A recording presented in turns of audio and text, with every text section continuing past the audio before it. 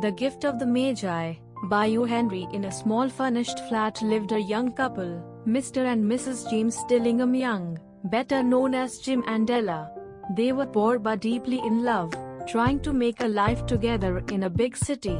It was the day before Christmas, a day that should have been filled with cheer.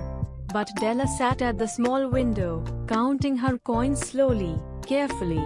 $1.87. That was all she had to buy a gift for Jim. Her eyes filled with tears, such a small amount after months of saving. She longed to give Jim something truly special, something worthy of him. But how could she, with only this? Yet, in her heart, she knew, where there is love, there is always a way. Della's deep desire. Della wiped her tears and looked around their modest home. It was humble but clean, filled with love rather than luxury. She had tried hard to stretch every penny, but still, it wasn't enough. She thought of Jim, her Jim, who worked tirelessly for little pay.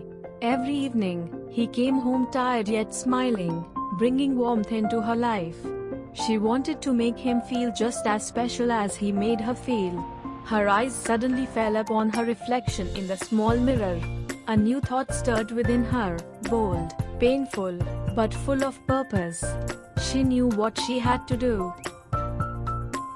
The precious hair. Della's most beautiful possession was her long, shining brown hair. It fell down to her knees, soft and glossy like a cascade of silk. It was her pride, her crown, and Jim loved it dearly. But love, when true, knows no vanity. She looked at her reflection once more and smiled through tears. Would they buy my hair? She whispered to herself. The thought frightened her, yet her heart whispered yes. For the sake of love, she would make the sacrifice. Without waiting another moment, she put on her old coat and hat and left the sacrifice. Down the street she hurried, her eyes bright with determination.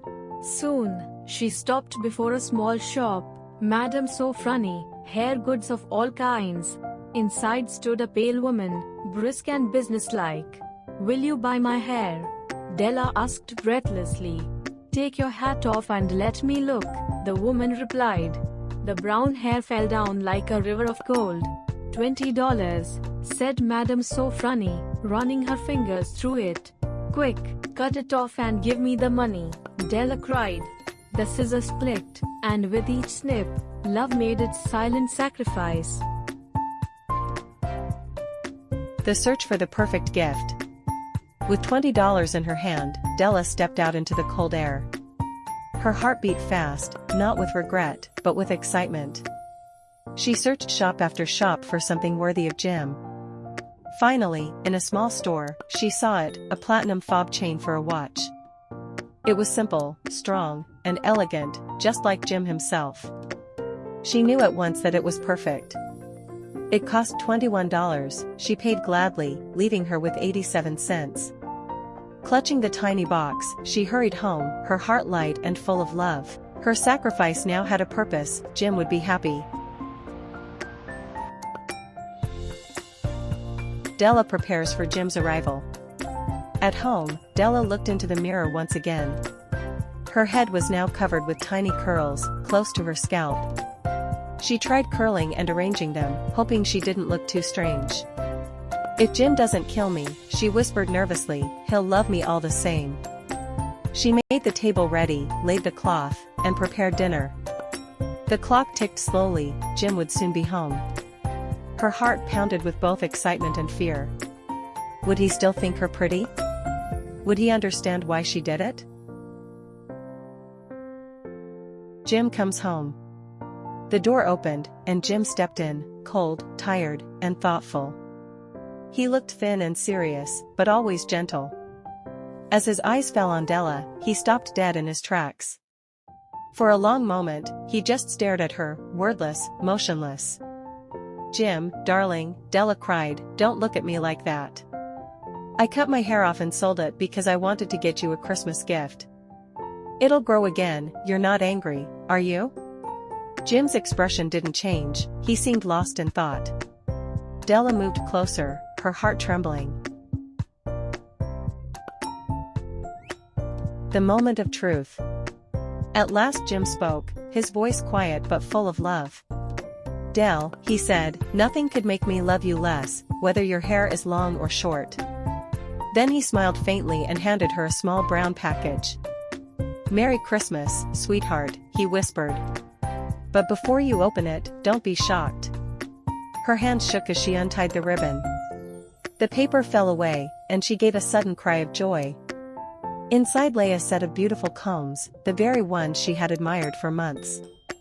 Tortoiseshell, jeweled, radiant, made for her vanished hair. Her joy turned to tears, and she held them close to her heart.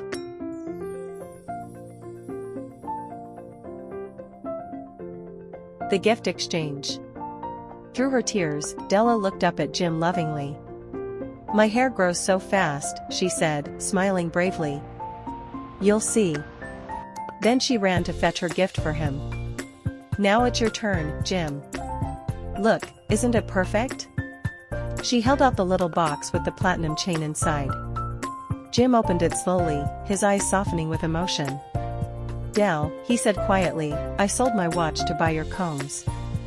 For a moment, both stood silent, then laughed through tears. Each had given up the best they owned, for love. The twist of fate. The watch chain had no watch to hold, and the combs had no hair to adorn. Yet, somehow, their hearts felt fuller than ever before. Della threw her arms around Jim and whispered, "We're foolish, aren't we?" Jim laughed gently, holding her close. "Maybe, but of all foolish people, we're the happiest."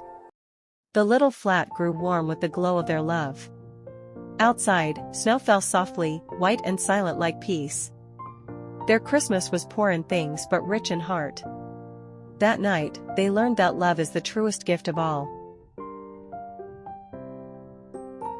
The spirit of sacrifice.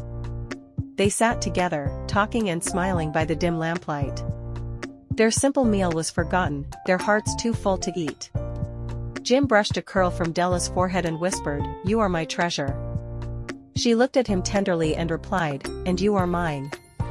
Each had given up their dearest possession, and gained something far greater. Theirs was the spirit of Christmas, giving, not receiving. Love had triumphed over poverty. Their gifts were useless, but their hearts were forever blessed. They had unknowingly become as wise as the Magi. The Magi connection. O. Henry ends the story with his timeless words. The Magi, the wise men, brought gifts to the Christ child. They gave with wisdom, guided by love and faith. Jim and Della, too, were the Magi of their time. Their wisdom lay in their willingness to sacrifice. They understood that love gives everything, expecting nothing. Their foolishness was wiser than the wisdom of the world.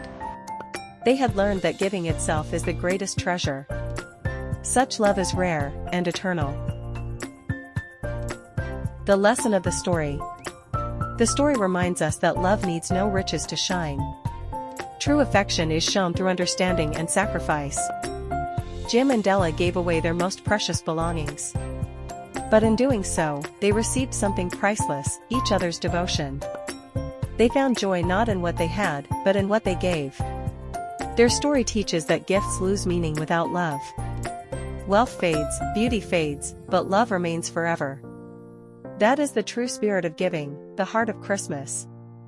Love makes all things rich. The everlasting message. Even today, Della and Jim's story touches every heart that reads it. It speaks to all who have loved truly, deeply, and selflessly. Their courage, simplicity, and devotion are timeless. The world may change, but the power of sacrifice never fades. Each Christmas, their tale reminds us what matters most. Not the money we spend, but the love we share. Their foolish act became eternal wisdom. And their small room became a palace of warmth and care. Love, indeed, makes the simplest life beautiful. The gift beyond gifts. And so ends the tale of the gift of the Magi. Two souls who gave all they had and gained even more. They were poor, yet they were rich beyond measure.